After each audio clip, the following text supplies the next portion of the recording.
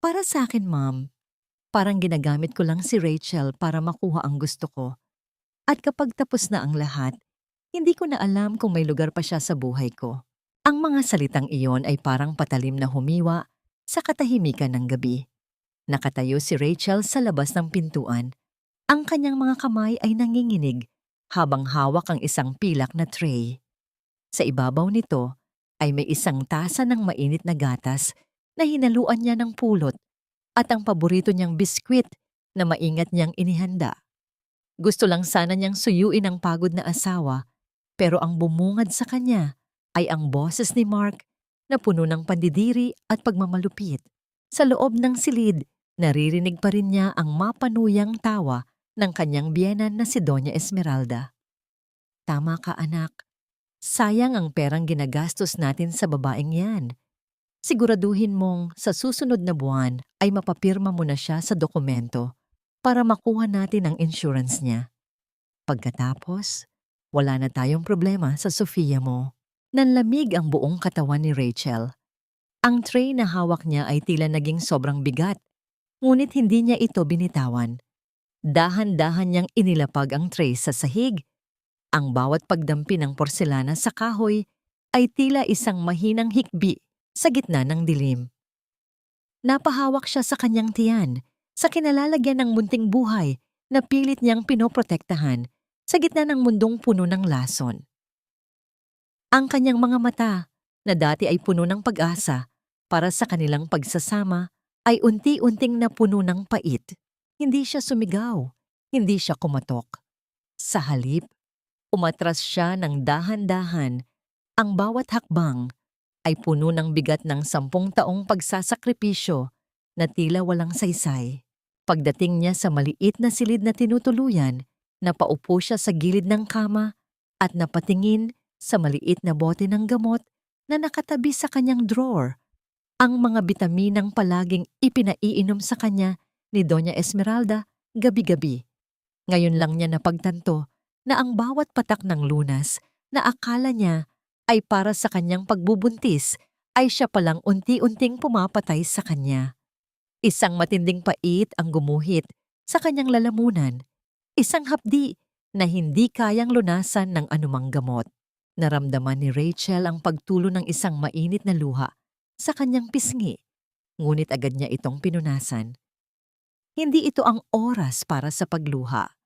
Ang katahimikang matagal na niyang iningatan ay hindi dahil sa siya ay mahina, kundi dahil siya ay naghihintay. Sa gitna ng dilim, sa loob ng kanyang pusong durog, isang matalim na desisyon ang nabuo. Kung ang kapalit ng kanyang pagmamahal ay ang kanyang sariling buhay at ang kinabukasan ng kanyang anak, kung gayon, ang kanilang pagsasama ay hindi na isang pamilya, kundi isang bitag.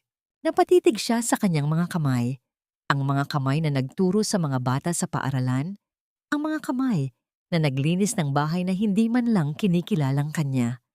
Naisip niya ang 47 milyong dolyar na nakatago sa isang digital vault na hindi man lang nila pinangarap na meron siya. Sa sandaling iyon, ang takot ay napalitan ng isang mapanganib na kalmado. Kung gusto nila ng laro, ibibigay niya ang pinakamadugong laban na hindi nila kailanman inaasahan. Ngunit sa ngayon, sa loob ng 4 na sulok ng kanyang silid, naitanong niya sa kanyang sarili sa gitna ng matinding pangungulila. Bakit ang pagmamahal na inialay ko ng buong puso ang siya ring nagtulak sa kanila para tapusin ang aking pag-iral? Tahimik lang siyang naupo, nakatingin sa kawalan, habang sa labas ay naririnig pa rin niya ang masayang halakhak ni Mark at ng kanyang kabit. Alam niyang ito na ang huling gabi ng pagiging sunod-sunuran ni Rachel Morrison. Sa gitna ng kadiliman ng library na matagal nang hindi napapasok, tanging ang tunog ng mabibigat na paghinga ni Rachel ang bumabasag sa katahimikan. Ang silid na ito, na puno ng alikabok at amoy ng mga lumang pahina, ang naging saksi sa kanyang mga pangarap na pilit niyang itinago sa ilalim ng balat kayo ng pagiging isang hamak na guro sa elementarya. Dahan-dahan siyang lumapit sa isang lumang istante ng mga libro, ang kanyang mga daliri ay humaplos sa mga likod ng makakapal na encyclopedia, hanggang sa marating niya ang isang tila ordinaryong kahoy na panel. Sa isang banayad na tulak, bumukas ang isang lihim na lagayan. Doon, sa loob ng malamig na bakal na vault, ay nakatago ang isang manipis na laptop, ang kanyang tunay na sandata. Habang naghihintay na bumukas ang screen, bumalik sa kanyang gunita ang mga panahong nagsisimula pa lamang siya. Ang mga gabing puyat siya sa pag-aaral ng stock market, ang mga panahong tinitiis niya ang pangiinsulto ni Mark tungkol sa kanyang maliit na sahod bilang teacher, habang ang bawat sentimong natitira sa kanya ay maingat niyang ipinupuhunan sa mga kumpanyang walang nakakapansin. Ang lahat ay akala nila ay swerte. Ngunit para kay Rachel, ang bawat dolyar ay bunga ng isang matalas na kalkulasyon at hindi matatawarang tiyaga. Nang magliwanag ang screen, ang asul na liwanag nito ay tumama sa kanyang mukhang basa pa rin ng luha. 47 milyong dolyar. Ang numerong iyon ay tila isang malaking insulto sa bawat sampal na tinanggap niya, sa bawat pagmamaliit ni Doña Esmeralda sa kanyang pinagmulan. Ang kayamanang ito ay sapat na para bilhin ang buong pagkatao ng mga Morrison ng makasampung ulit, ngunit pinili niyang manatiling tahimik. Pinili niyang maging anino sa loob ng sarili niyang bahay dahil naniniwala siya noon na ang pag-ibig ay higit pa sa anumang halaga ng salapi. Napakabulag ko, bulong niya sa sarili.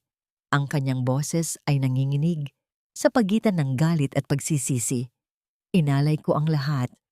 Para sa isang lalaking ang tanging nakikita sa akin ay isang gamit na pwedeng itapon kapag lumana. Hinaplos niya ang keyboard.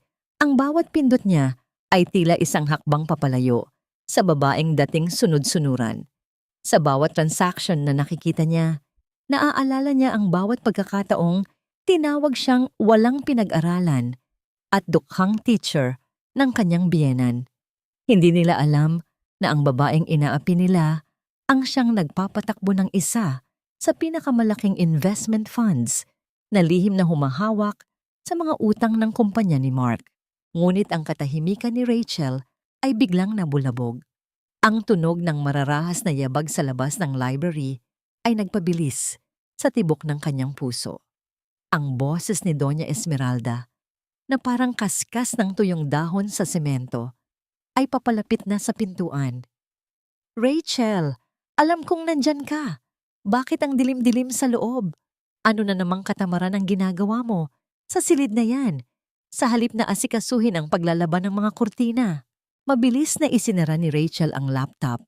Ang tunog ng pagsasara nito ay tila isang huling hantungan ng kanyang pasensya. Mabilis niyang ibinalik ang lahat sa ayos. Ang kanyang mga kamay ay mabilis na kumikilos sa kabila ng kaba. Nang bumukas ang pinto, ang liwanag mula sa hallway ay tumama sa kanya, na nagpapakita sa matayog at mapagmaliit na anyo ng kanyang biyenan. Anong ginagawa mo rito? At bakit parang nakakita ka ng multo? Tanong ni Doña Esmeralda. Ang kanyang mga mata ay naniningkit habang sinusuri ang bawat sulok ng silid. Tumingin si Rachel nang diretso sa mga mata ng matanda. Wala na ang takot. Ang tanging naroon ay ang isang malamig na apoy na hindi pa kailanman nakikita ng biyenan niya. Wala po, Mama. Naghahanap lang ako ng katahimikan. Isang mapait na tawa ang kumawala sa mga labi ng matanda. Katahimikan? Ang mga taong walang silbi lang ang naghahanap ng ganyan. Magtrabaho ka. At huwag mong kalimutang inumin ang gatas na iniwan ko sa iyong mesa. Kailangan mong lumakas para sa insurance, para sa anak mo. Nang makaalis si Doña Esmeralda, naiwan si Rachel sa gitna ng muling pagdilim ng silid. Alam niya, ang gatas na yon ay hindi para sa kanyang kalusugan. Ito ay isang hatol ng kamatayan na balot sa pangangalaga ng isang ina. Ngunit sa halip na matakot, isang mapanganib na ngiti ang sumilay sa kanyang mga labi. Dahil sa ilalim ng alikabok ng library na ito, nahanap na niya ang kanyang tunay na sarili. Hindi na siya ang biktimang magpapaubaya. Sa kanyang isip, isang tanong ang patuloy na umaaling-awngay. Hanggang kailan kaya mananatiling kampante ang mga Morrison bago nila malaman na ang lupang kinatatayuan nila ay pagmamay-ari na ng babaeng balak nilang patayin. Ngunit ang mas malaking palaisipan ay ang maliit na kulay pulang folder na naiwan sa ilalim ng laptop. Isang dokumentong naglalaman ng lihim ni Doña Esmeralda na hindi man lang alam ni Mark. Isang lihim na maaaring sumira sa buong dangal ng pamilya Morrison bago pa man dumating ang kanyang huling hininga. Ang hapagkainan ng pamilya Morrison ay pinalalamutian ng mga mamahaling kubyertos at mga pagkaing tila galing sa isang handaan. Ngunit para kay Rachel, ang bawat amoy ng ulam ay tila laso na humahalo sa hangin. Nakatayo siya sa gilid, ang kanyang mga kamay ay magkahawak sa harap ng kanyang apron, habang pinapanood ang kanyang asawa at biyenan na sarap sa pagkain. Masyadong matabang ang tinola. Rachel, wala ka na ba talagang magawang tama sa bahay na ito? Ang boses ni Mark ay puno ng inis habang marahas niyang inilapag ang kutsara sa pinggan na lumikha ng isang matunog na ingay na bumasag sa katahimikan ng silid. Hindi sumagot si Rachel. Lumapit siya ng dahan-dahan upang lagyan ng tubig ang baso ni Mark. Ang kanyang mga galaw ay maingat at tila isang anino na walang karapatang magsalita. Gayunpaman, ang kanyang katahimikan ay tila lalong nagpagalit kay Doña Esmeralda. Bakit hindi ka sumasagot? Tinatanong ka ng asawa mo. Singhal ng matanda. Ang kanyang mga mata ay naniningkit habang sinusuri ang maputlang mukha ni Rachel. Iyan ang hirap kapag galing sa mababang uri ng pamilya. Hindi man lang marunong ng simpleng etiquette sa hapagkainan. Kung hindi lang dahil sa awa ni Mark, baka nabulok ka na sa maliit mong eskwelahan kasama ang mga batang amoy araw. Pasensya na po, Mama. Dadagdagan ko na lang po ng asin sa susunod. Mahinang sagot ni Rachel. Ang kanyang boses ay tila isang hanging nagdaraan, walang kulay at walang buhay. Tumawa ng mapakla si Mark at tumingin sa kanya ng may halong pandidiri. Susunod? Sa tingin mo ba ay may susunod pa? Tignan mo nga ang sarili mo, Rachel. Para kang isang luma at kupas na basahan. Nakakasuka kang tignan habang kumakain ako. Kaya huwag kang magtataka kung bakit mas gusto kong kasama si Sofia. Siya, marunong mag-ayos. Siya, may class. Ikaw? Isang pabigat na teacher na wala namang ibang alam gawin kundi ang magmukhang kawawa. Ang bawat salita ni Mark ay parang isang hagupit ng latigo sa likod ni Rachel. Ang sakit ay hindi na bago. Ngunit sa gabing ito, ang bawat insulto ay tila nagpapatigas sa kanyang kalooban. Habang pinupunasan niya ang isang maliit na dumi sa gilid ng mesa, naalala niya ang mga dokumento sa library. Ang mga taong ito na kumakain ng masasarap na pagkain sa ilalim ng bubong na siya ang tunay na nagbabayad, ay walang kamalay-malay na ang kanilang oras ay unti-unti nang nauubos. Biglang tumayo si Mark at kinuha ang isang makapal na brown envelope mula sa kanyang tabi. Hindi niya ito iniabot ng maayos. Sa halip, marahas niya itong inihagi sa gitna ng mesa dahilan upang tumalsik ang ilang patak ng sabaw sa puting apron ni Rachel. Pirudahan mo yan. Utos ni Mark, ang kanyang boses ay malamig at walang bahid ng pag-aalinlangan. Iyan ang mga divorce papers. Ayoko nang makita ang pagmumukha mo sa bahay na ito. Pagkatapos mong manganak, kukunin namin ang bata at pwede ka nang bumalik sa lungga mong pinanggalingan. Nanigas si Rachel sa kanyang kinatatayuan. Ang kanyang tingin ay napako sa envelope na tila isang hatol ng kamatayan para sa kanilang pagsasama.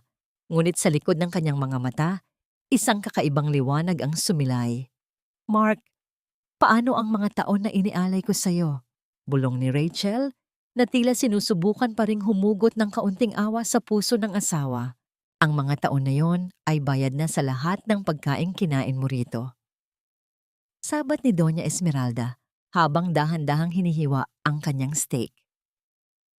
Maging mapagpasalamat ka na lang na hindi ka namin pinagbabayad sa pananatili mo rito.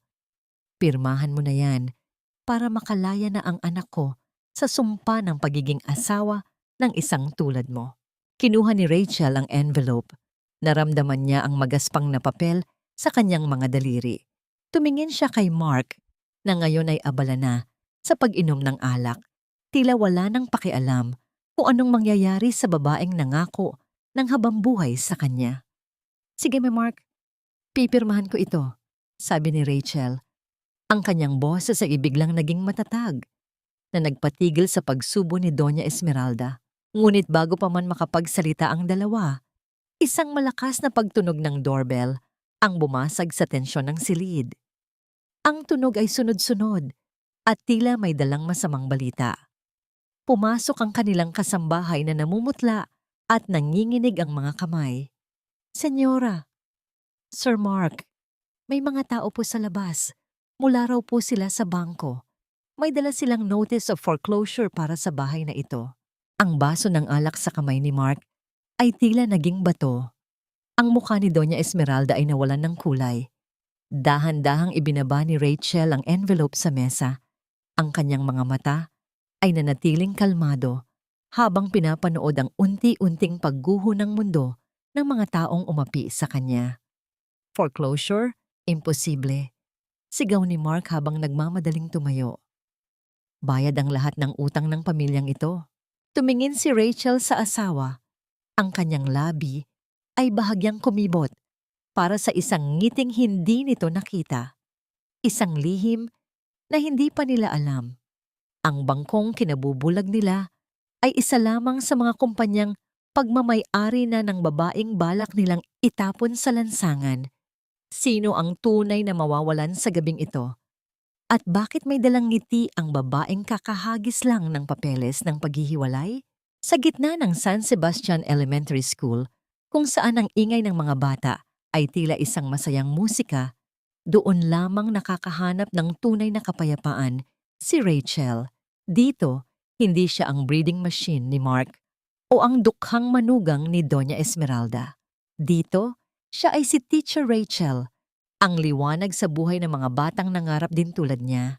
Ang sikat ng araw na tumatagos sa bintana ng silid-aralan ay humahalik sa kanyang balat na nagbibigay ng kaunting kulay sa kanyang namumutla at tila nauubos na mukha.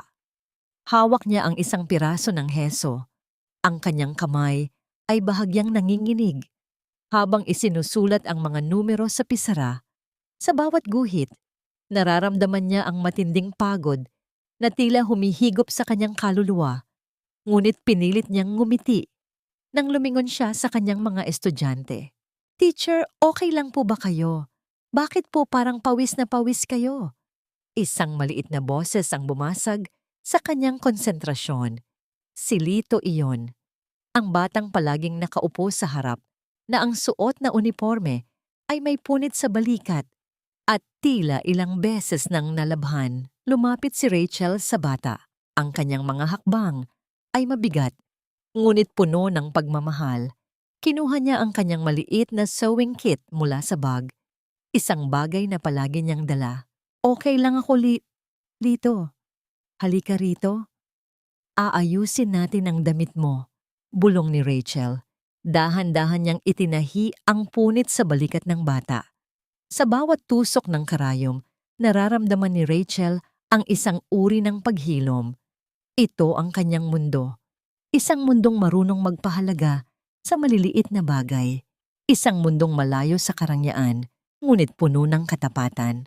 Nang matapos ang tahi, hinaplos ni Rachel ang ulo ng bata. Ang init ng palad niya ay tila nagbigay ng lakas sa kanya, kahit panandalian lamang. Ngunit sa likod ng kanyang nganang ngiti, ang mapait na lasa ng metal ay muling gumuhit sa kanyang dila. Isang paalala ng gatas na ininom niya kagabi. Ang laso na dahan-dahang sumisira sa kanyang katawan mula sa loob.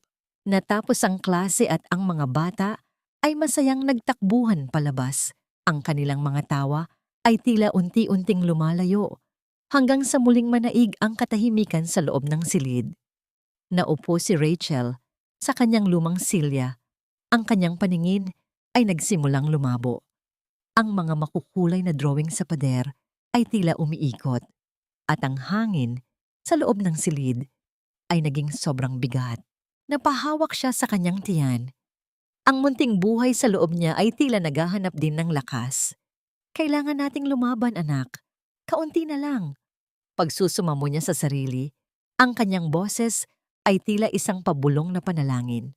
Tumayo siya upang ayusin ang kanyang mga gamit, ngunit ang bawat galaw niya ay tila isang paghihirap. Ang kanyang mga binti ay naging parang jelly, at ang sahig ay tila tumataas upang salubungin siya.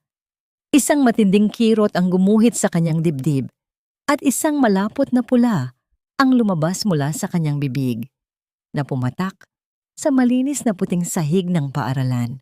Ang huling nakita ni Rachel bago ang lahat naging itim ay ang nabitawan niyang bag, kung saan nakalabas ang isang maliit na sapatos ng sanggol na kaniyang binili ng lihim. "Teacher Rachel!" Isang malakas na sigaw ang bumasag sa katahimikan ng hallway. Si Teacher Elena, ang kanyang matalik na kaibigan, ay nagmamadaling tumakbo patungo sa kanya. Ang mga mata nito ay puno ng sindak habang nakikita ang dugo ang labi ng kaibigan. Sa gitna ng kawalan ng malay, isang katanungan ang naiwan sa hangin. Kung ang paaralang ito ang kanyang huling kanlungan, ito rin ba ang magiging saksi sa kanyang huling hantungan? At paano na ang kanyang mga plano kung ang kanyang katawan ay nais ng sumuko bago pa man magsimula ang tunay na laban? Ang lihim ng kanyang sakit ay hindi na maitatago pa, at ang oras na kailangan niya para sa kanyang paghihiganti ay tila mabilis na naglalaho, kasabay ng bawat patak ng dugo sa sahig. Dito natitira si Sofia, Rachel, at huwag kang magkakamaling magreklamo dahil sekretary ko siya. Kailangan ko siya sa tabi ko bawat oras. Ang boses ni Mark ay parang isang malamig na hanging pumasok sa silid, na nagpadama kay Rachel ng isang kakaibang panginginig sa kanyang mga buto. Kararating lang niya mula sa klinika. Ang kanyang mga kamay ay mahigpit na nakahawak sa mga papeles ng kanyang laboratory results na nagkukumpirma sa lason sa kanyang katawan.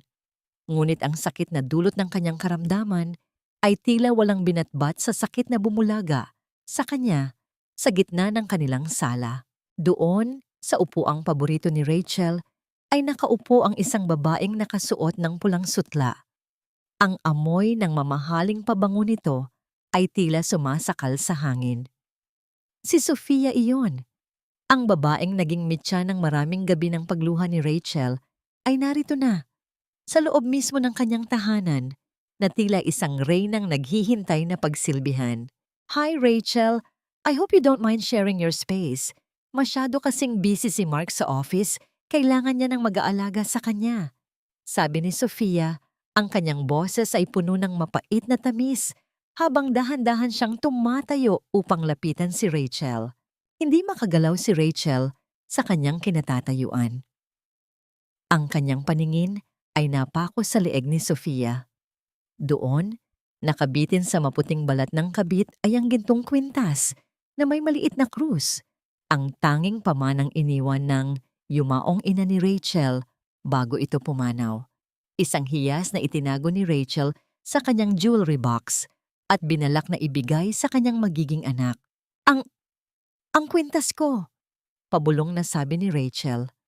Ang kanyang boses ay nanginginig sa pagitan ng gulat at matinding puot. Bakit suot mo yan?" Tumawa ng mahina si Sofia at hinawakan ng krus, na tila ba ito ay isang ordinaryong laruan. "Ah, ito ba? Nakita ko kasi ito sa drawer ni Mark. Sabi niya, luma na raw ito at hindi mo naman isinusuot, kaya ibinigay na lang niya sa akin. Bagay ba?"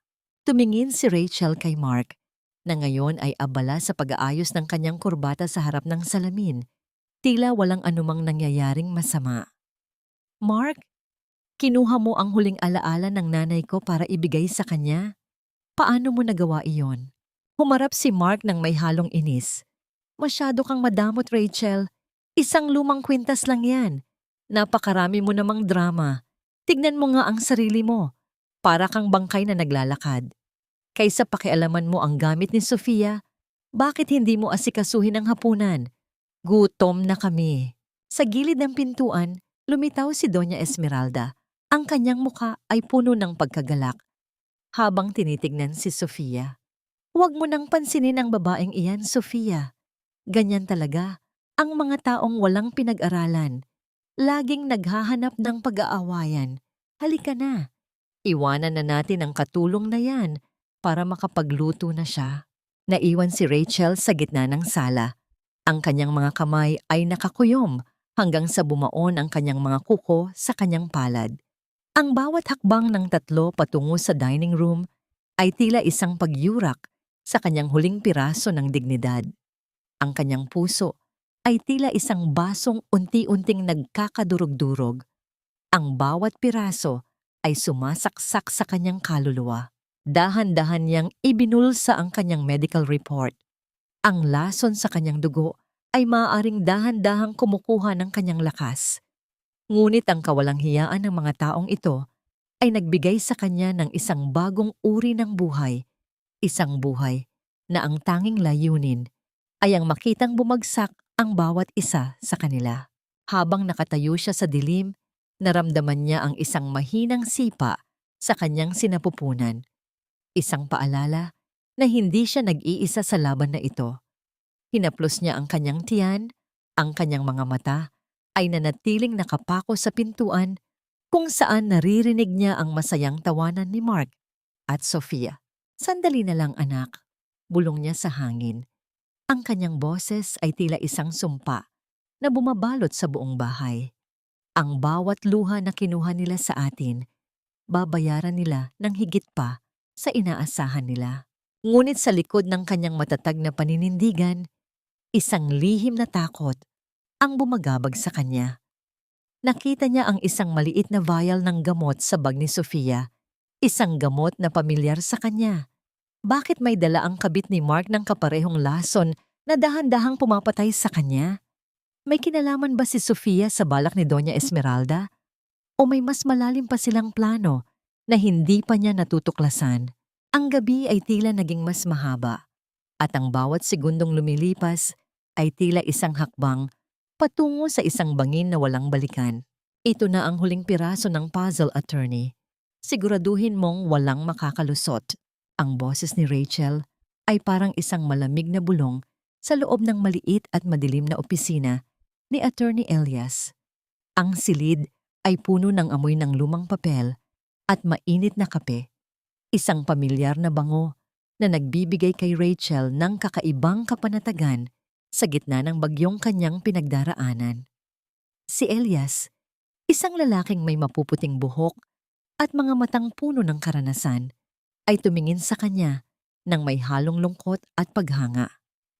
Siya ang dating abogado ng pamilya ni Rachel bago sila bumagsak. Ang tanging tao na nakakaalam sa tunay na pagkatao ng babaeng nasa harap niya ngayon. Dahan-dahang inilapag ni Rachel ang isang maliit na flash drive sa ibabaw ng lamesang gawa sa mahoganya. Nandyan ang lahat. Ang bawat transaksyon, ang bawat illegal na paglipat ng pondo na ginawa ni Mark, at ang ebidensya ng paglalason sa akin ni Doña Esmeralda, kasama na rin ang huling habilin ko. Huminga ng malalim si Elias at kinuha ang flash drive. Ang kanyang mga kamay ay bahagyang nanginginig. Rachel, anak, alam mong laro ito ng buhay at kamatayan. Kapag binuksan natin ang pintuang ito, wala na tayong balikan. Sigurado ka na ba sa gagawin mo? Maaari nating itigil ito ngayon at iligtas ka na lang namin. Isang mapait na ngangiti ang sumilay sa mga labi ni Rachel. Tumingin siya sa bintana, kung saan ang mga ilaw ng lungsod ay tila maliliit na bituing nalulunod sa dilim. Parang tapos na ang dating ako, attorney. Sa sandaling nalaman ko ang katotohanan, may bahagi sa akin na tuluyang naglaho. Ang natitira na lang ngayon ay ang tiyaking hindi sila magtatagumpay sa kanilang ginagawa. Tumayo si Elias at lumapit sa kanya. Hinawakan niya ang manipis na balikat ni Rachel.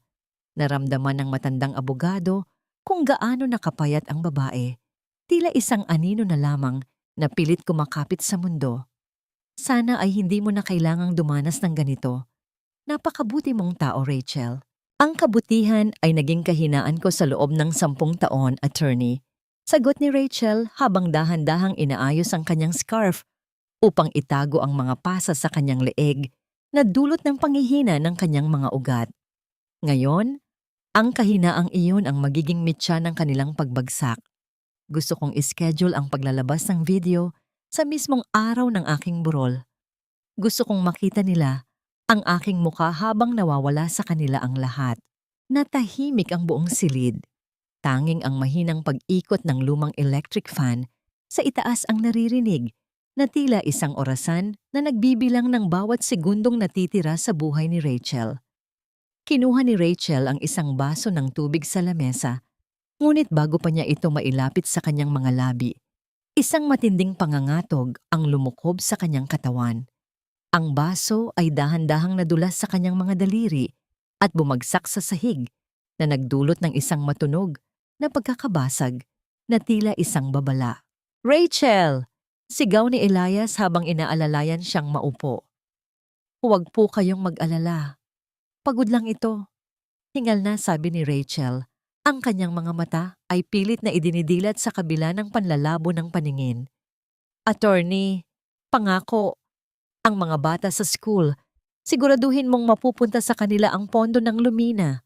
Huwag mong hahayaang makuha ng mga Morrison kahit 1 sentimo." Tumango si Elias. Ang kanyang mga mata ay nangingilid ang luha. "Pangako, Rachel, gagawin ko ang lahat para sa'yo at para sa bata." Habang paalis si Rachel sa opisina, ang bawat hakbang niya sa hallway ay tila isang pagpapaalam. Ang tunog ng kanyang sapatos sa semento ay tila isang malungkot na martsa. Ngunit bago siya makalabas ng gusali, isang itim na sasakyan ang huminto sa kanyang harap. Ang salamin nito ay dahan-dahang bumaba na nagpapakita sa mukha ni Mark na puno ng hinala.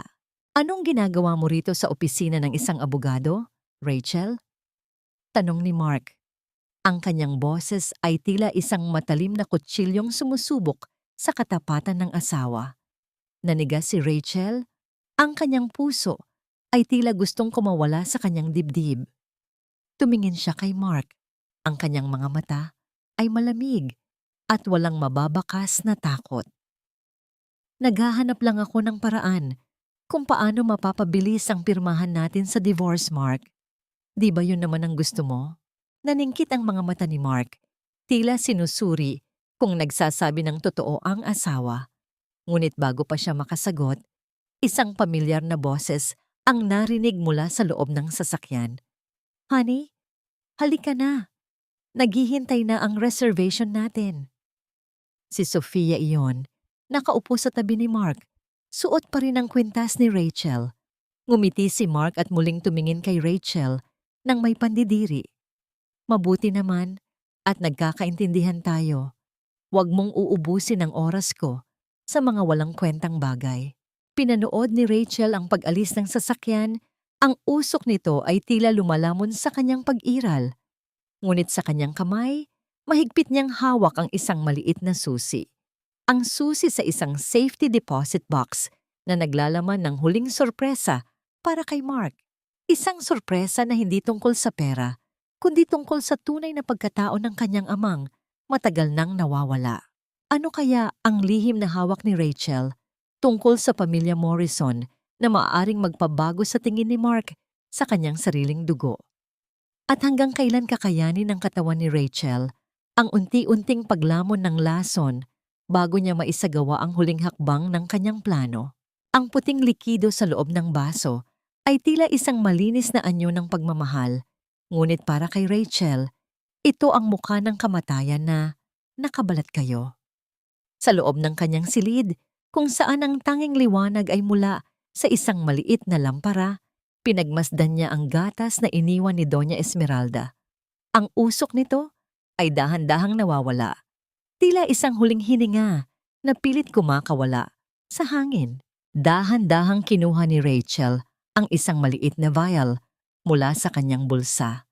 Sa bawat patak ng gatas na kanyang isinasalin sa maliit na bote, nararamdaman niya ang matinding pait sa kanyang puso.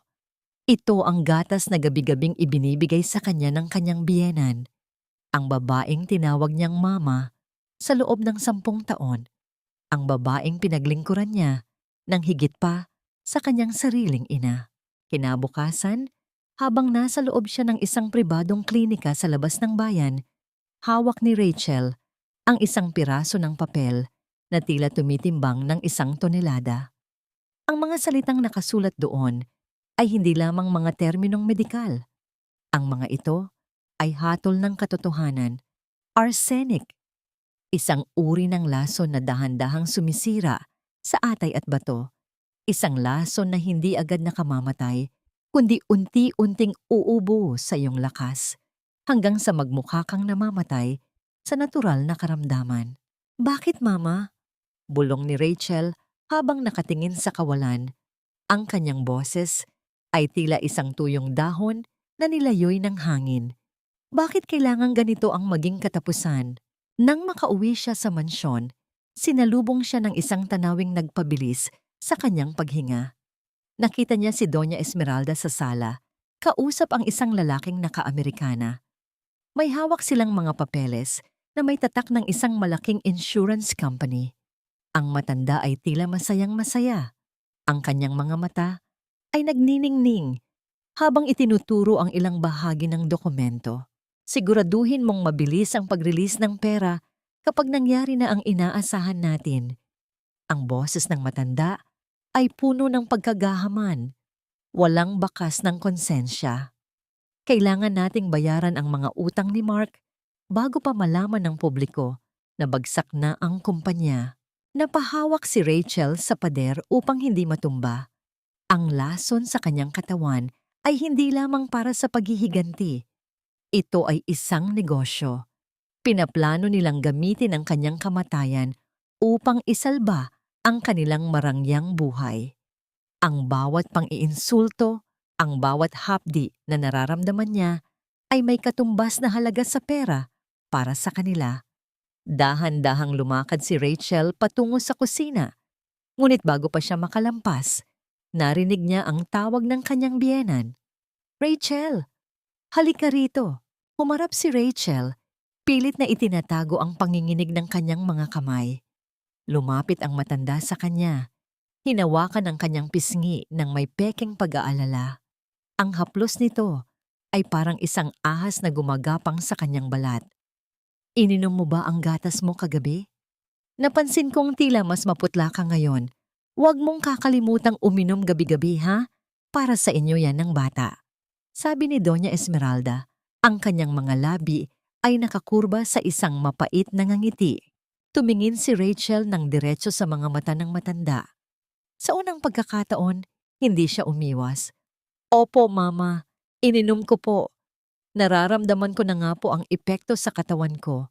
Parang unti-unti na akong nawawala." Bahagyang nagulat ang matanda sa sagot ni Rachel, ngunit agad din itong nakabawi. "Mabuti naman. Pagpahinga ka na muna. Marami pa tayong gagawin sa mga susunod na araw." Pag-akyat ni Rachel sa kanyang silid, isinara niya ang pinto at sumandal dito. Ang kanyang paghinga ay mabigat. Ang bawat tibok ng kanyang puso ay tila isang babala. Kinuha niya ang kanyang telepono at tinawagan si Attorney Elias. "Attorney, ituloy na natin. Ngayon din?" sabi niya. Ang kanyang boses ay malamig at puno ng determinasyon. "Gusto nilang makuha ang insurance ko? Ibibigay ko sa kanila ang gusto nila. Pero titiyakin ko na bawat sentimong makukuha nila ay magiging mitya ng kanilang pagkawasak." Isang mapanganib na plano ang nabuo sa isip ni Rachel. Kung ang kamatayan niya ang tanging paraan upang mailantad ang kademonyohan ng pamilyang ito, yayakapin niya ito ng walang takot. Ngunit bago siya mawala, titiyakin niyang ang bawat paghihirap na dinanas niya ay mararanasan din nila ng mas matindi at mas talamak. Sa kanyang isip, nakikita na niya ang eksena sa kanyang sariling burol. Ang video na kanyang inihanda ay hindi lamang isang pamamaalam. Ito ay isang bomba na nakatakdang sumabog sa harap ng lahat ng kanilang mga kaibigan at kaalyado. Ngunit may isang bagay na gumugulo sa kanya. Sa mga papeles na nakita niya sa sala, may isang pangalan na hindi pamilyar sa kanya. Isang Benjamin Morrison na nakalista bilang isa sa mga makikinabang. Sino si Benjamin? At bakit tila itinatago ni Doña Esmeralda ang pagkatao nito maging kay Mark? Ang misteryo ng pamilya Morrison ay tila mas malalim pa sa inaasahan niya. At ang oras ni Rachel ay mabilis na nauubos tulad ng buhangin sa isang orasan. Ito na ang huling hapunan na ihahanda ko para sa iyo, Mark. Sana ay malasahan mo ang bawat piraso ng pait na ipinatikim mo sa akin sa loob ng 10 taon. Ang bulong na yon ni Rachel ay nalunod sa ingay ng kumukulong sabaw sa kalan. Sa loob ng kusina, kung saan ang amoy ng bawang at tuyo ay humahalo sa halimuyak ng suka, abala si Rachel sa pagluluto ng paboritong adobo ni Mark. Ang kanyang mga galaw ay mabagal, tila bawat paghiwa niya sa karne ay may kalakip na isang alaala.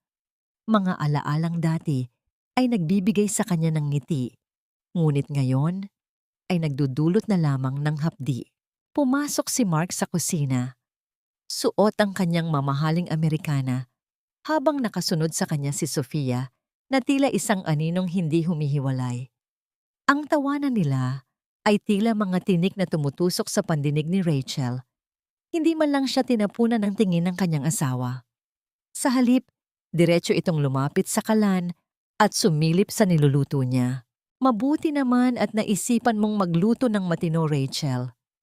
Pagod ako sa opisina at ayoko nang marinig ang mga reklamo mo, sabi ni Mark habang dahan-dahang hinahaplos ang bewang ni Sofia sa harap mismo ni Rachel.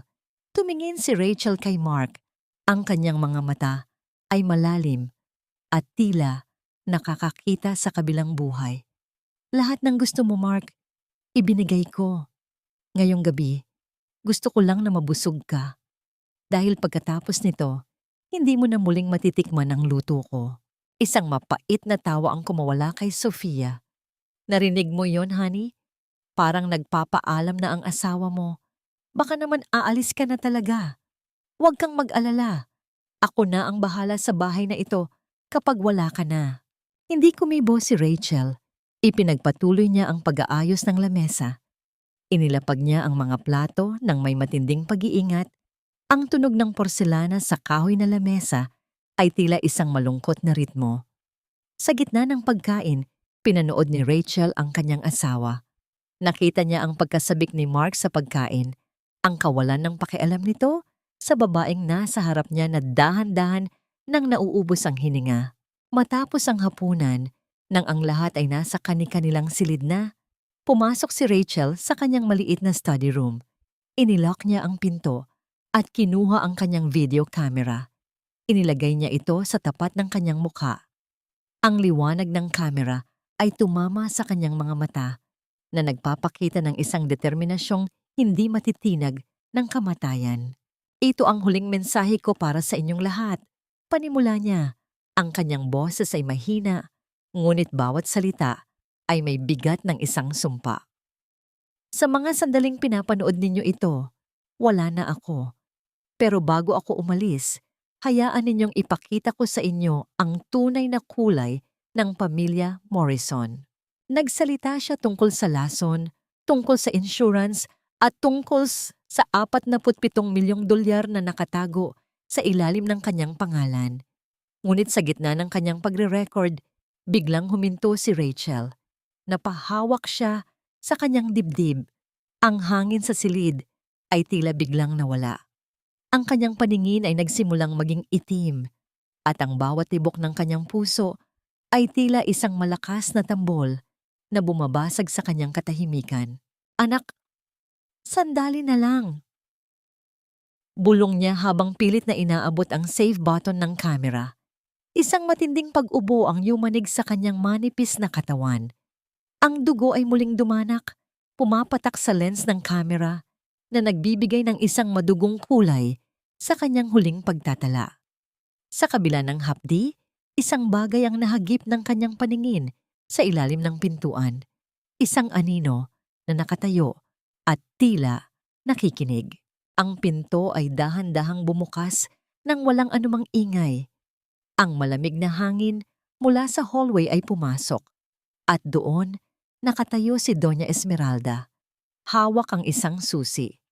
Ang kanyang mga mata ay nanlilisik at ang kanyang labi ay nakakurba sa isang demonyong nangiti.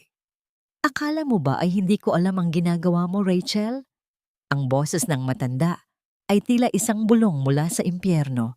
Nabitawan ni Rachel ang kamera.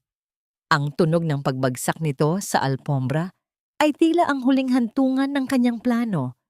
Liwanag na lang ng power indicator ang kumikislap sa dilim, habang dahan-dahang lumalapit ang kanyang biyenan. Ano ang gagawin ni Doña Esmeralda sa video na binalak ni Rachel na maging sandata ng kanyang paghihiganti? Ito na ba ang katapusan ng plano ng naisulat na reyna bago pa man ito mailantad sa mundo?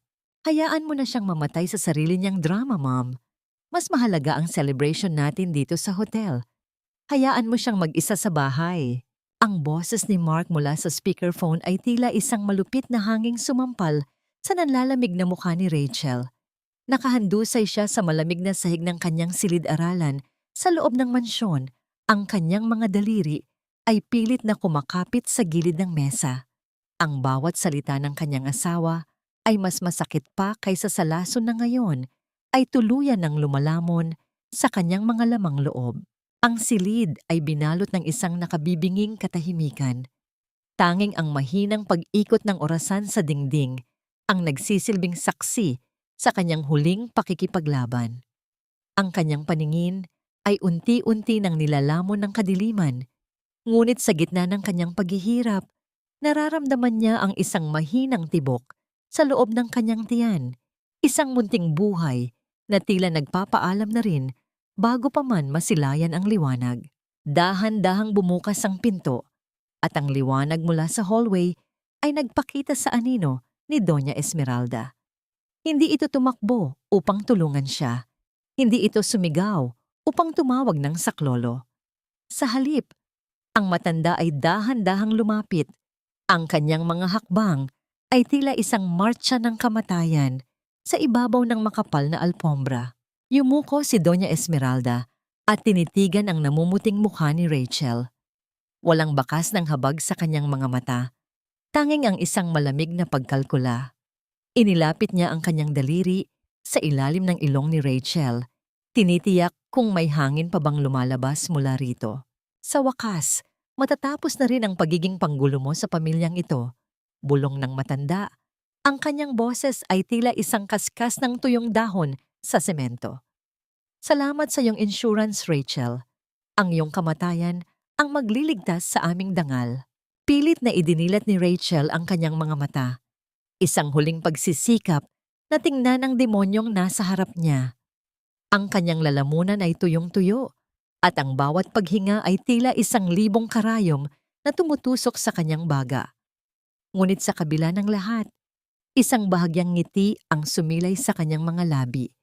Isang ngiting hindi naintindihan ni Doña Esmeralda. Dahil sa ilalim ng mesa, ang maliit na pulang ilaw ng kanyang video camera ay lihim pa rin kumikislap.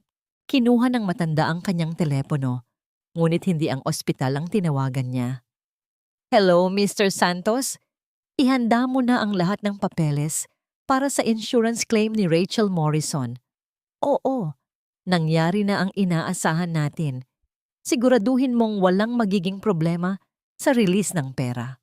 Habang naririnig ni Rachel ang usapan tungkol sa halaga ng kanyang buhay, naramdaman niya ang isang huling bugso ng sakit at pagkatapos ay isang kakaibang gaan. Ang ingay ng mundo ay unti-unting naglaho, napalitan ng isang mapayapang awit na tila nanggagaling sa mga batang kanyang tinuruan sa paaralan. Ang huling imaheng nakita niya ay hindi ang mukha ng kanyang malupit na biyenan, kundi ang isang malawak na bukirin kung saan malaya siyang tumatakbo kasama ang kanyang anak, malayo sa lason, malayo sa puot, at malayo sa pamilya Morrison.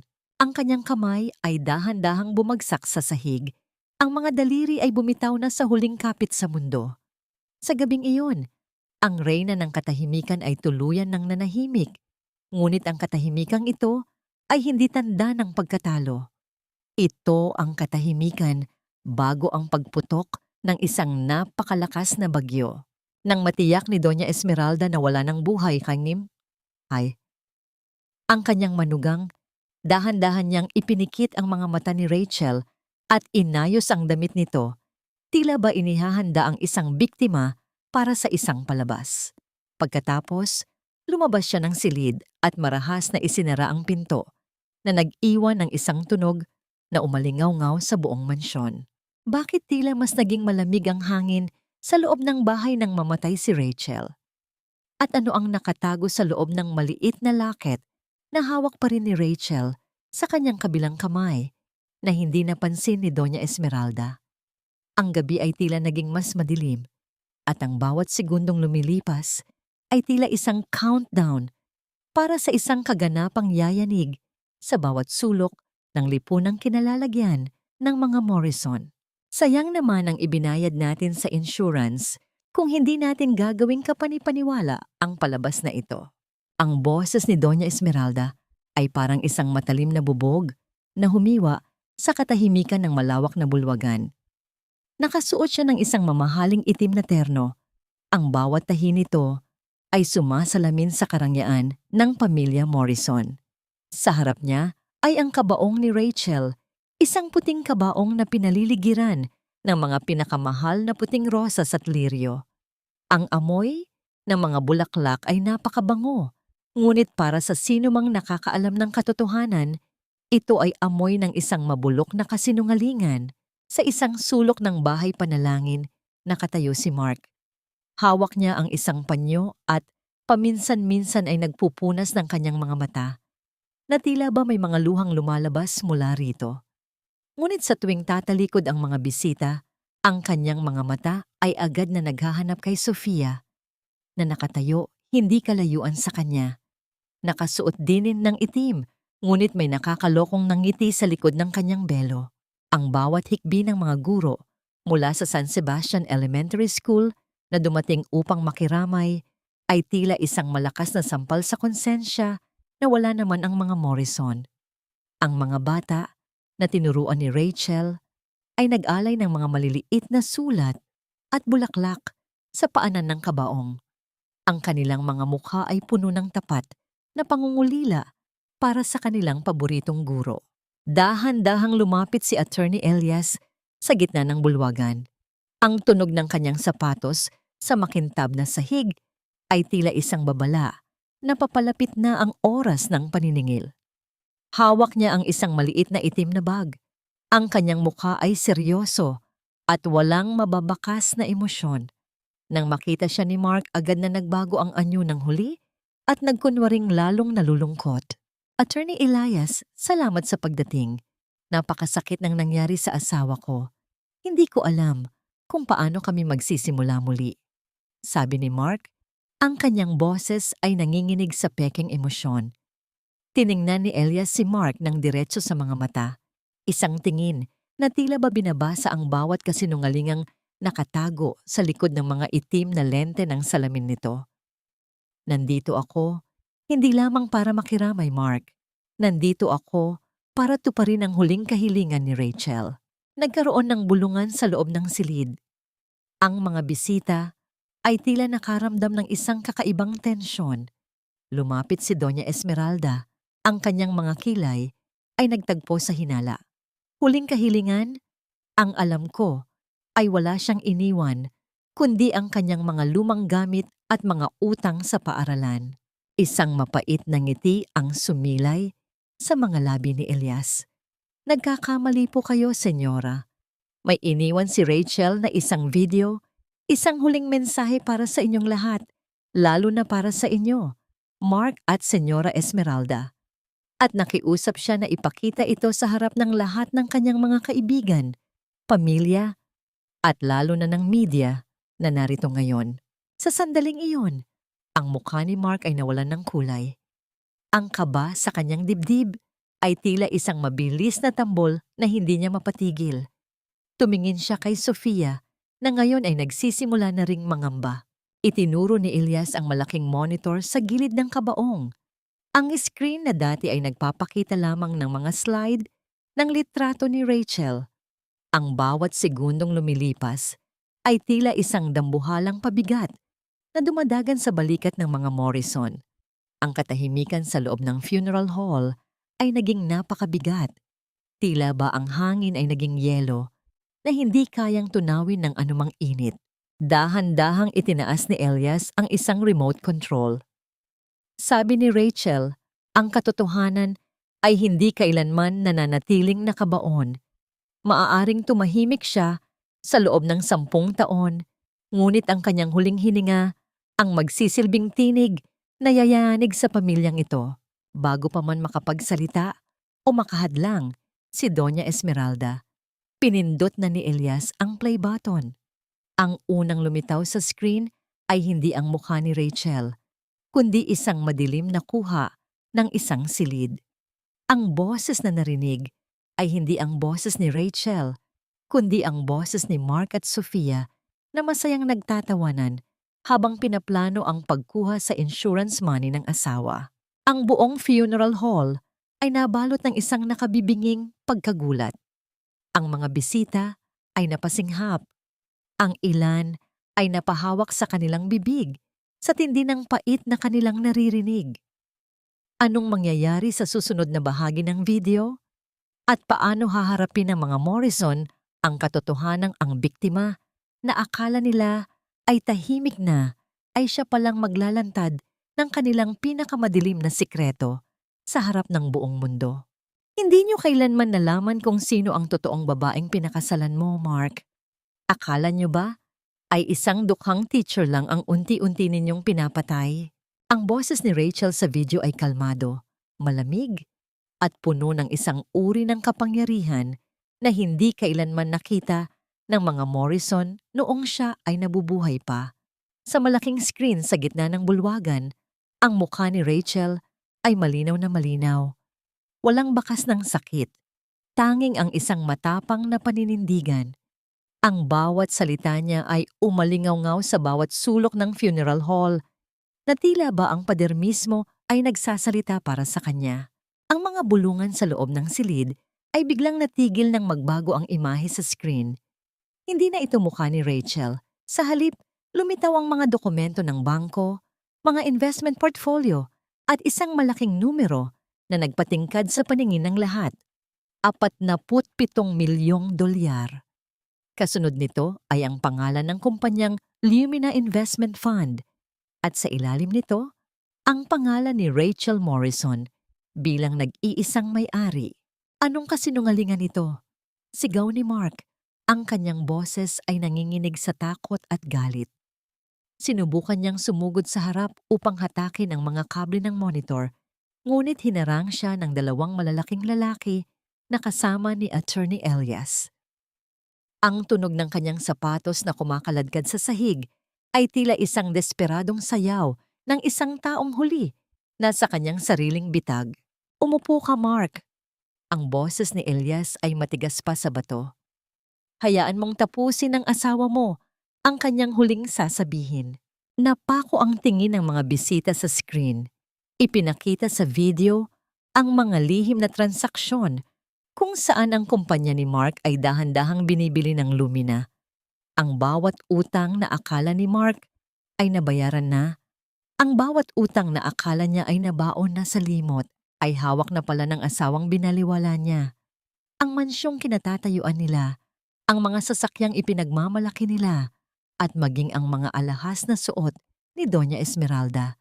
Ang lahat ng yon ay pagmamay-ari na ni Rachel. Sa loob ng 10 taon, hinayaan ko kayong ubusin ang aking pasensya habang pinoprotektahan ko ang inyong dangal. Patuloy ng boses ni Rachel sa video. Binayaran ko ang inyong mga utang nang hindi nyo nalalaman dahil naniwala ako na magbabago kayo. Pero ang bawat sentimong ibinigay ko ay ginamit nyo lang para saktan ako at ang aking anak. Si Doña Esmeralda ay napakapit sa braso ng kanyang upuan. Ang kanyang mga kuko ay tila ba gustong bumaon sa kahoy. Ang kanyang mukha na dati ay puno ng kapalaluan ay ngayon ay nababalot ng isang matinding takot. Ang mga bisita na karamihan ay mga kasosyo sa negosyo ni Mark ay nagsimula ng mag-usap-usap. Ang kahihiyan ay tila isang itim na ulap na bumabalot sa pamilya Morrison. Ngunit ang video ay hindi pa natatapos sa pera. Ang mukha ni Rachel ay muling lumitaw at sa pagkakataong ito, may hawak siyang isang maliit na vial. Ang vial ng gamot na gabi-gabing ibinibigay sa kanya ng kanyang biyenan. Pero ang pinakamasakit sa lahat ay hindi ang pagnanakaw niyo sa aking dignidad.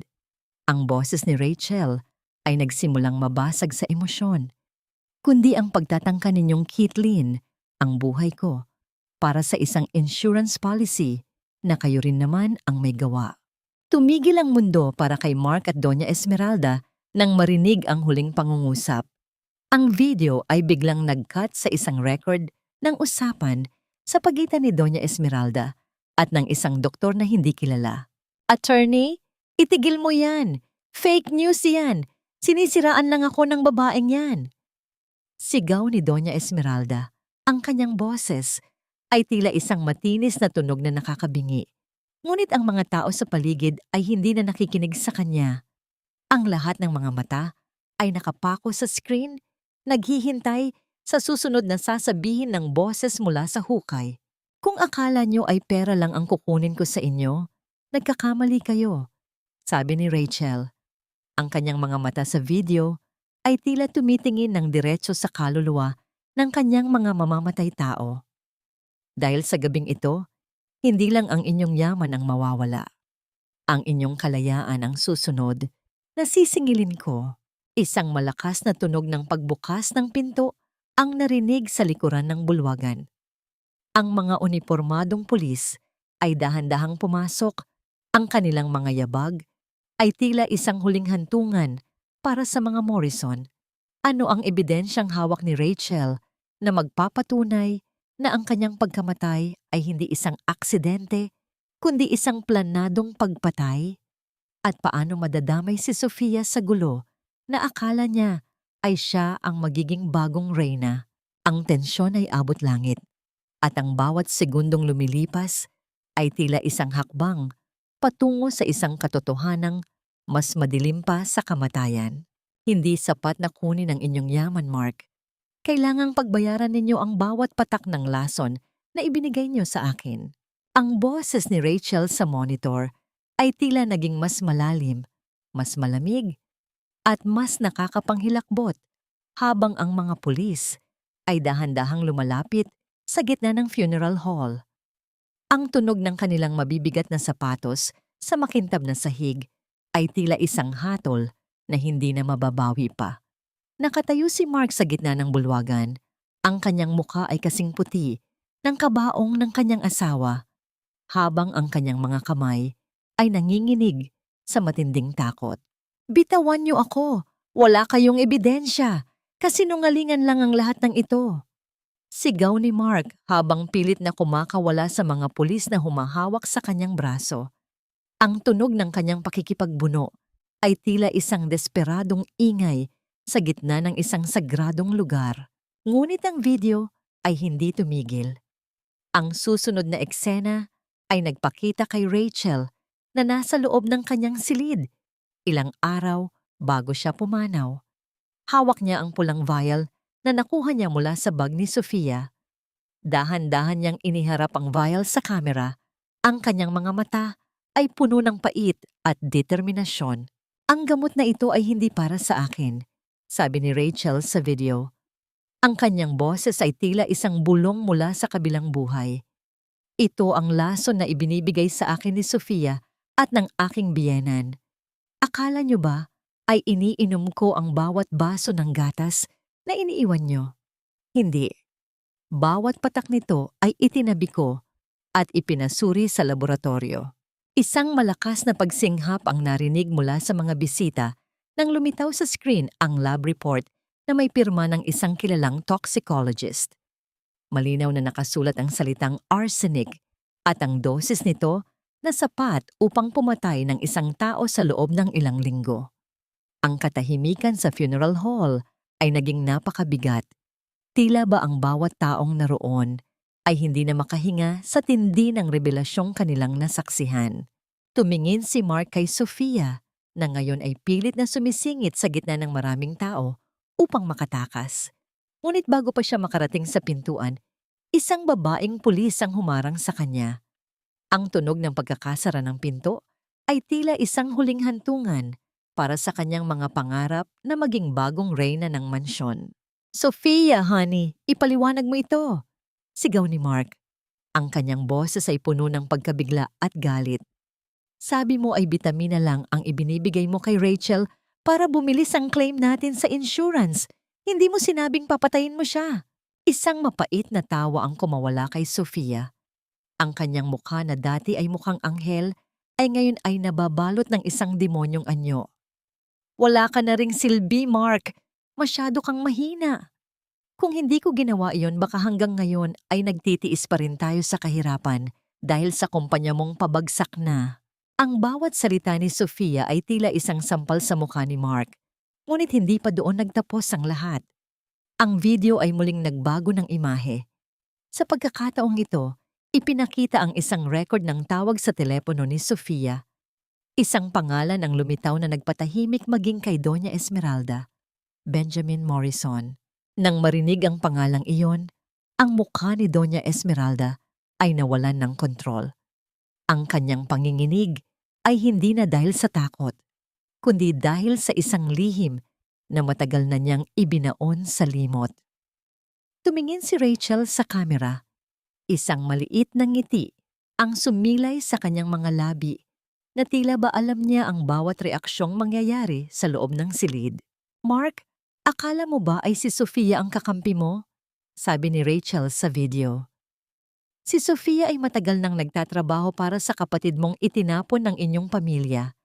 Lahat ng ito ay plano ni Benjamin upang ubusin ang yaman ng mga Morrison at ipahiya kayo sa harap ng buong mundo." Napatingin ang lahat kay Sofia. Ang babaeng akala ni Mark ay nagmamahal sa kanya ay isa palang espiya ng kanyang pinakakinatatakutang kaaway. Ang tunog ng pagbagsak ni Doña Esmeralda sa kanyang upuan ay tila isang huling hantungan ng kanyang karangalan. Ngunit bago pa man matapos ang gulo, isang huling mensahe ang iniwan ni Rachel. "May isang bagay pa kayong dapat malaman. Hindi lang ang pera at kalayaan niyo ang kinuha ko. Ang pinakaiingatan ninyong lihim ay nasa loob ng kabaong na ito." Dahan-dahan na lumapit ang isang pulis upang buksan ang kabaong ni Rachel, habang ang lahat ay nakatingin ng may halong takot at tindi ng kuryosidad. Ano ang nakatago sa loob ng kabaong ni Rachel bukod sa kanyang malamig na bangkay? At sino ba talaga si Benjamin Morrison na naging mitya ng pagkawasak ng kanilang pamilya? Ang tensyon ay lalong tumindi at ang bawat segundong lumilipas ay tila isang hakbang patungo sa isang katotohanang yayanig sa bawat pundasyon ng kanilang pagkatao. Ang akala niyo ay katahimikan ng baon ko sa aking pag-alis, pero ang totoo, ang inyong pinakaiingatang lihim ang kasama ko sa loob ng kabaong na ito. Ang boses ni Rachel ay tila isang malakas na kulog na yumanig sa bawat sulok ng silid habang dahan-dahang binubuksan ng mga pulis ang takip ng puting kabaong. Ang tunog ng pag-angat ng mabigat na kahoy ay tila isang huling hantungan ng lahat ng kasinungalingan ng pamilya Morrison. Hindi tumitingin ang mga tao sa malamig na bangkay ni Rachel, kundi sa isang maliit na pulang sobre na mahigpit na nakasapit sa pagitan ng kanyang mga kamay na nakapatong sa kanyang dibdib. Dahan-dahang kinuha ni Attorney Elias ang sobre. Ang bawat galaw niya ay pinapanood ng lahat ng may halong takot at kaba. Binuksan niya ito at inilabas ang isang papel na may tatak ng isang kilalang DNA laboratory. Ang bawat segundong lumilipas habang binabasa ni Elias ang nilalaman nito ay tila isang taon para kay Doña Esmeralda, na ngayon ay halos hindi na makahinga sa tindi ng nerbiyos. Ayon sa dokumentong ito, ang boses ni Elias ay malamig at puno ng awtoridad. Si Mark Morrison ay walang anumang biolohikal na kaugnayan sa yumaong Don Roberto Morrison, isang malaking panloloko ang ginawa ni Doña Esmeralda sa loob ng 3 dekada upang mapanatili ang kapangyarihan at yaman sa ilalim ng kanyang mga kamay.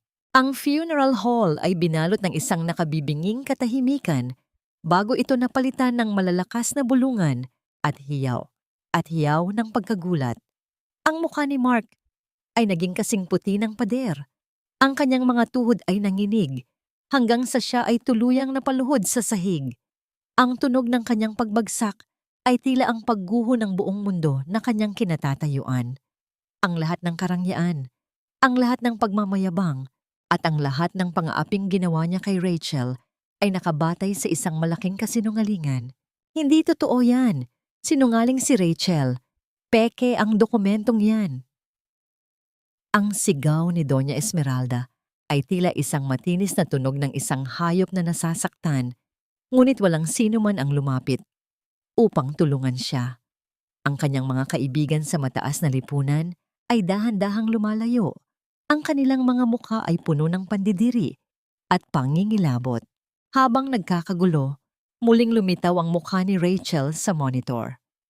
Sa pagkakataong ito, suot niya ang kanyang uniforme bilang guro. Ang kanyang mukha ay payapa at may bahid ng isang matamis na ngiti. Ngayong alam niyo na ang katotohanan, wala na kayong karapatan sa kahit isang sentimo ng pamilya Morrison, sabi ni Rachel sa video. Ang lahat ng ari-arian, ang bahay na ito, at ang bawat negosyo ay inilipat ko na sa ilalim ng pangalan ni Benjamin Morrison, ang tunay at nag-iisang tagapagmana na itinapon nyo dahil sa inyong kasakiman. Mark, Sophia, Mama, sa labas ng pinto na yan, wala na kayong babalikan. Kasabay ng pagtatapos ng video, ang mga tauhan mula sa bangko ay pumasok sa bulwagan. May dalang mga foreclosure notice at mga padlock. Ang tunog ng mga bakal na nagsasara ay tila isang huling paalam sa marangyang buhay na kanilang ninakaw. Ang mga pulis ay dahan-dahan ng pinaligiran sina Mark at Sophia. Ang malamig na bakal ng posas ay pumatak sa kanilang mga pulso nang may tunog ng katapusan. Dadalhin na namin kayo sa istasyon para sa kasong murder at malaking estafa, sabi ng opisyal habang kinakaladkad si Mark palabas. Ang tunog ng kanyang sapatos na kumakaladkad sa sahig ay tila isang malungkot na ritmo ng isang taong nawalan ng lahat. Naiwan si Doña Esmeralda sa gitna ng funeral hall, nakatitig sa kabaong ni Rachel. Sa gitna ng kaguluhan, isang maliit na detalye ang nahagip ng kanyang paningin. Sa paanan ng kabaong, may isang maliit na sulat kamay na note mula kay Rachel na ngayon lang lumitaw sa ilalim ng mga rosas. Salamat sa pagtuturo sa akin na ang pinakamalakas na boses ay ang boses ng katotohanang matagal na pinatahimik. Ngunit sa kabila ng tagumpay na ito, isang tanong pa rin ang bumabagabag sa lahat. Nasaan si Benjamin Morrison? At bakit tila ang kanyang pagdating ay may dalang isa pang lihim na hindi man lang nabanggit ni Rachel sa kanyang video? Ang pinto ng funeral hall ay dahan-dahang bumukas muli at isang matangkad na lalaki na nakasuot ng itim na Amerikana ang pumasok. Ang bawat hakbang niya ay puno ng kapangyarihan at misteryo na tila ba ang buong silid ay yumuyukod sa kanyang pagdating. Sino ang lalaking ito na siyang magtatapos sa huling kabanata ng paghihiganti ni Rachel? Ang bawat hakbang ng lalaking pumasok sa bulwagan ay tila isang mabigat na batingaw na nagpatahimik sa natitirang ingay ng kaguluhan. Si Benjamin Morrison ay hindi dumating na may dalang puot. Ang kanyang anyo ay balot ng isang malamig na dignidad na tila ba galing siya sa isang mundong hindi kayang abutin ng maruming kamay ni Doña Esmeralda. Ang kanyang mga mata ay matalim, katulad ng mga mata ng yumaong Don Roberto, isang katotohanang tila sumasakal sa lalamunan ng matandang babaeng nakasalampak pa rin sa sahig. Dahan-dahan siyang lumapit sa kabaong ni Rachel. Ang tunog ng kanyang sapatos sa marmol na sahig ay tila isang huling hantungan ng bawat kasinungalingang itinaguyod ng pamilyang Morrison. Huminto siya sa tapat ng kanyang kapatid sa batas, ang babaeng naging mitya ng kanyang pagbabalik. Hinaplos niya ang gilid ng puting kahoy. Ang kanyang mga daliri ay dahan-dahang gumuhit sa makinis na ibabaw nito na tila ba binabasa niya ang isang lihim na sulat na sila lang dalawa ang nakakaalam. Sana ay nahanap mo na ang kapayapaang hinahanap mo, Rachel. Bulong ni Benjamin. Ang kanyang boses ay malalim at puno ng respeto na hindi kailanman naramdaman ni Rachel mula sa kanyang asawa. Benjamin, anak. Ang boses ni Doña Esmeralda ay tila isang mahinang kalos ng tuyong papel.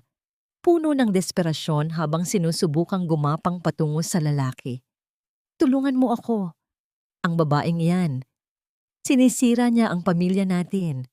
Pinalayas kita noon para sa kapakanan ni Mark. Pero ikaw ang tunay na Morrison. Iligtas mo ang kumpanya natin. Tumingin si Benjamin sa matandang babae. Isang tinging walang bahid ng galit kundi puno ng matinding pandidiri. Ang pamilyang sinasabi mo ay matagal nang namatay. Sa sandaling hinayaan mong lason ang maghari sa bahay na ito. Hindi ako narito para iligtas ka, Esmeralda. Narito ako para tuparin ang huling hiling ni Rachel, ang siguraduhing wala ni isang piraso ng pangalan ni Don Roberto ang maiiwan sa iyong maruming mga kamay. Habang inilalabas ng mga pulis si Mark at Sofia, ang tunog ng pagkakaladkad ng kanilang mga sapatos sa semento ay tila isang malungkot na paalam. Nakita ni Mark ang kanyang ina na nakaluhod sa harap ng taong itinapon nila noon. Ang sakit ng katotohanan ay tila isang lason na mas matindi pa sa arsenic. Napagtanto niya na sa loob ng maraming taon, siya ay isang huwad na hari sa isang palasyong gawa sa buhangin. Attorney Elias, tawag ni Benjamin habang nananatiling nakatingin sa kabaong. Ipatuloy ang paglilipat ng lahat ng pondo ng Lumina sa San Sebastian Education Fund. Gaya ng usapan namin ni Rachel bago siya pumanaw. Ang mansyong ito ay gigibain at gagawing isang ampunan para sa mga batang biktima ng pang-aabuso.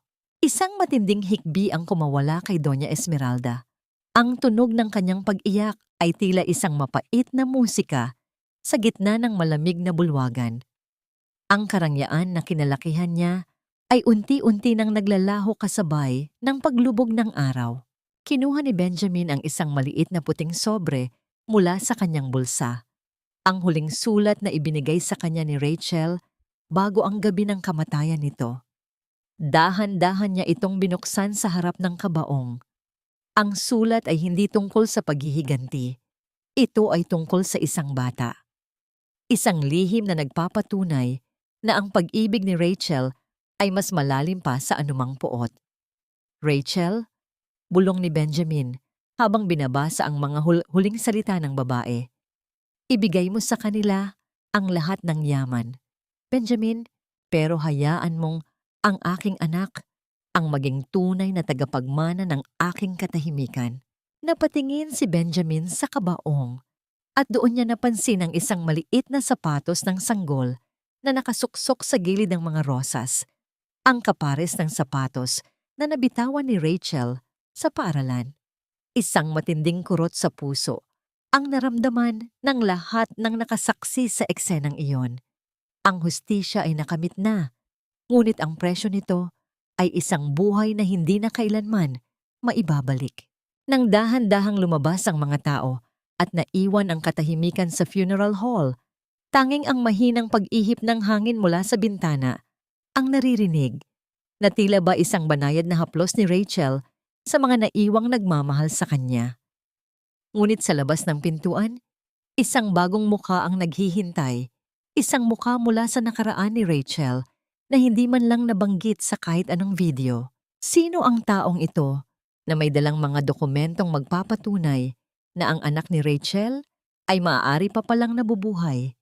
May milagro pa bang natitira sa gitna ng trahedyang ito? Ang tunog ng mga tawanan ng mga bata ay tila isang banal na himig na pumuno sa bawat sulok ng dating malamig at madilim na mansyon ng mga Morrison. Ang mga pader na dati ay saksi sa mga lihim na pagluha at pang-aapi ni Rachel ay pinalitan na ng mga makukulay na drawing at mga larawan ng pag-asa. Wala na ang amoy ng lason at panlilinlang. Ang hanging umiihip sa loob ng bahay ay mabango na ngayon. Dala ang halimuyak ng mga sariwang bulaklak mula sa hardin na muling binuhay ni Benjamin. Ang mansyong yun ay opisyal na ngang binuksan bilang Rachel's Haven, isang kalungan para sa mga batang inulila ng tadhana at mga babaeng biktima ng karahasan.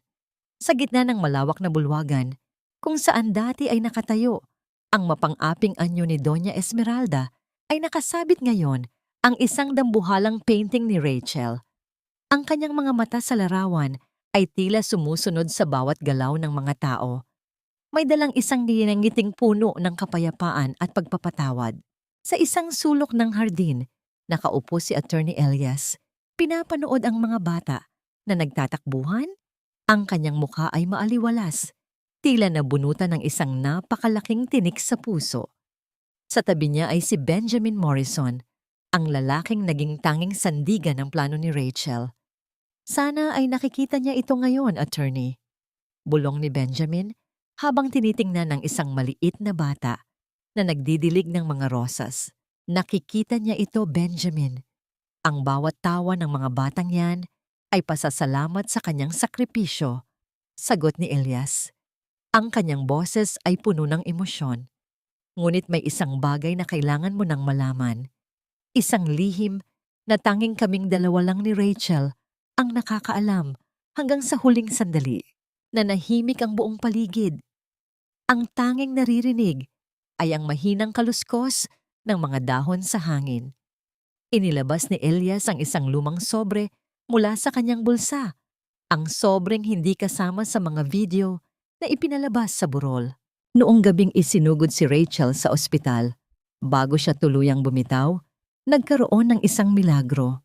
Panimula ni Elias, ang kanyang mga mata ay nagsimulang mangilid ang luha.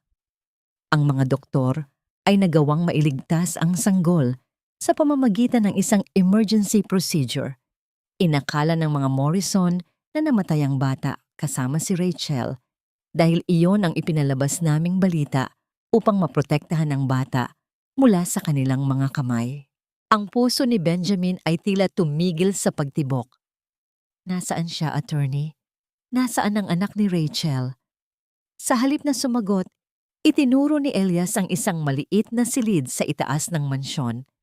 Ang silid na dati ay library ni Rachel.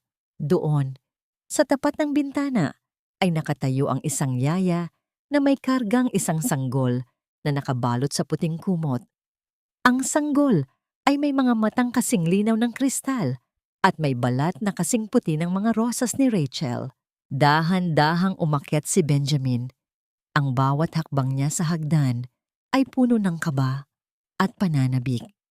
Nang mahawakan niya ang munting kamay ng bata, naramdaman niya ang isang kuryente ng pag-asa na dumaloy sa kanyang buong pagkatao. Ang bata ay dahan-dahang ngumiti. Isang ngiting eksaktong katulad ng kay Rachel. Isang ngiti ng tagumpay laban sa lahat ng pait ng mundo. Habang nangyayari ang lahat ng ito sa mansyon, malayo roon, sa loob ng malamig at masikip na selda, ay nakaupo si Mark. Ang kanyang mga kamay na dati ay pinalalamutian ng mamahaling relo, ay ngayon ay puno ng dumi at galos. Ang tanging naririnig niya ay ang marahas na pagsasara ng mga bakal na rehas at ang malakas na sigaw ng ibang mga bilanggo. Wala na ang kanyang yaman, wala na ang kanyang dangal, at higit sa lahat, wala na ang babaeng tanging nagmahal sa kanya ng tunay. Si Doña Esmeralda naman ay nakatira na sa isang pampublikong pasilidad para sa mga may karamdaman sa pag-iisip. Araw-araw ay kumakausap siya sa hangin, humihingi ng tawad sa isang Rachel na hindi naman sumasagot. Ang kanyang boses ay tila isang malungkot na alingaw-ngaw ng isang nakaraang puno ng kasakiman. Sa huling sandali ng araw, ang sikat ng araw ay dahan-dahang lumulubog sa likod ng mga bundok na nagbibigay ng isang ginintuang kulay sa buong Rachel's Haven. Isang puting paru-paro ang pumasok sa bintana ng nursery at dumapo sa noo ng sanggol bago ito muling lumipad palabas patungo sa langit. Ang reyna ng katahimikan ay wala na, ngunit ang kanyang pamana ay mananatiling buhay sa bawat tibok ng puso ng kanyang anak at sa bawat pangarap ng mga taong kanyang iniligtas. Ang katarungan ay hindi lamang tungkol sa pagpaparusa sa mga masama, kundi tungkol din sa pagbibigay ng pagkakataon sa mga mabubuti na muling magsimula. Ano kaya ang magiging kinabukasan ng munting anak ni Rachel sa ilalim ng pangangalaga ni Benjamin? At sapat na ba ang nakamit na hustisya upang tuluyang mapatahimik ang mga kaluluwang nagdusa? Ang lahat ay natapos na sa isang tahimik na panalangin, habang ang hangin ay tila bumubulong ng isang huling salita. Lumipas ang 3 taon na tila isang banayad na agos ng ilog. Dahan-dahang tinatangay ang mga alaala ng pait at pinapalitan ito ng mga bagong usbong na pag-asa. Sa hardin ng Rachel's Haven, ang mga rosas ay mas masigla na ngayong namumukadkad. Ang kanilang mga talulot ay tila sumasayaw sa tuwing hinihipan ng preskong hangin mula sa silangan. Wala na ang mabigat na aura ng mansyon. Ang bawat sulok nito ay puno na ngayon ng liwanag at ang mga tinig na nagpapahayag ng kagalakan. Si Benjamin Morrison ay nakatayo sa ilalim ng isang malaking puno ng nara, pinagmamasdan ng isang maliit na batang babae na may suot na puting damit. Ang batang si Little Rachel ay tumatakbo sa damuhan, hinahabol ang isang makulay na paru-paro. Ang bawat hakbang ng bata ay tila isang himala, isang buhay na nagmula sa gitna ng lason at puot. Ngunit ngayon ay lumalaking puno ng pagmamahal. Dahan-dahan na lumapit ang bata kay Benjamin at iniabot ang isang maliit na bulaklak. Ang kanyang mga mata, na kasing linaw ng umaga, ay tumingin sa painting ng kanyang ina na nakasilip mula sa malaking bintana ng bulwagan. "Daddy Ben, is Mommy watching us?" Ang boses ng bata ay tila isang malambing na tugtog sa pandinig ni Benjamin. "Yes, sweetheart. She's always watching and she's very happy to see you smile." Sagot ni Benjamin habang dahan-dahang kinakarga ang bata. Naramdaman niya ang init ng yakap ng munting anak ni Rachel, isang yakap na nagpawis sa lahat ng pagod at sakit ng nakaraan. Sa kabilang dako ng lungsod, sa loob ng isang madilim na selda, si Mark ay nananatiling bilanggo, hindi lamang ng rehas, kundi ng sarili niyang pagsisisi. Araw-araw, ang tanging nakikita niya ay ang mga pader na tila sumasakal sa kanya. Napagtanto niya na ang yaman na pilit niyang hinabol ay isa palang ilusyon, at ang pag-ibig na kanyang binaliwala ay ang tanging bagay na tunay na may halaga. Ngunit ang katarungan ay tapos na sa kanyang paniningil. Ang kanyang pangalan ay nabaon na sa limot, kasabay ng mga ambisyon niyang naging abo. Si Doña Esmeralda naman ay tuluyan nang nawala sa sariling mundo ng kadiliman. Sa kanyang maliit na kwarto sa pasilidad, patuloy siyang naglalaban ng mga kamay na akala niya ay may mantsa pa rin ng lason. Ang bawat bulong niya sa hangin ay humihingi ng tawad sa isang aninong hindi kailanman nagpakita. Ang kanyang buhay ay naging isang buhay na babala, na ang kasamaan ay laging may katapat na kabayaran, kahit gaano pa ito katagal bago dumating. Natagpuan na ba ni Rachel ang kapatawaran? Marahil ang kanyang pagpapatawad ay hindi sa pamamagitan ng pagkalimot sa ginawa sa kanya, kundi sa pamamagitan ng pagbibigay ng pagkakataon sa mundong muling maging mabuti. Ang kanyang katahimikan ay naging isang makapangyarihang sandata, ngunit ang kanyang pamana ay naging isang walang hanggang kanta ng pag-asa. Nahanap na niya ang tunay na binhiin, kapayapaan. Hindi na siya ang guro na inaapi, kundi ang anghel na nagbabantay sa isang kanlungan ng mga pangarap. Ang aral na iniwan niya sa bawat pusong nakarinig ng kanyang kwento ay simple lamang. Huwag kailanman ipagpalit ang iyong dignidad sa anumang halaga ng salapi, at huwag kailanman isiping ang pananahimik ay tanda ng pagkatalo. Dahil sa dulo ng bawat madilim na gabi, ang katotohanan ang laging magsisilbing unang liwanag ng bukang liwayway. Habang ang sikat ng araw ay handahang naglalaho sa abot-tanaw, Ang buong Rachel's Haven ay nabalot ng isang ginintuang liwanag. Ang mga bata ay nagsimula nang pumasok sa loob para sa kanilang hapunan. At ang tunog ng kanilang mga yabag ay tila isang pasasalamat sa babaeng nagbigay sa kanila ng bagong buhay. Sa gitna ng katahimikan ng gabi, ang hangin ay muling bumulong. Tila isang huling haplos ni Rachel sa kanyang anak at sa lahat ng mga pusong natuto muling magmahal. Malaya na tayo.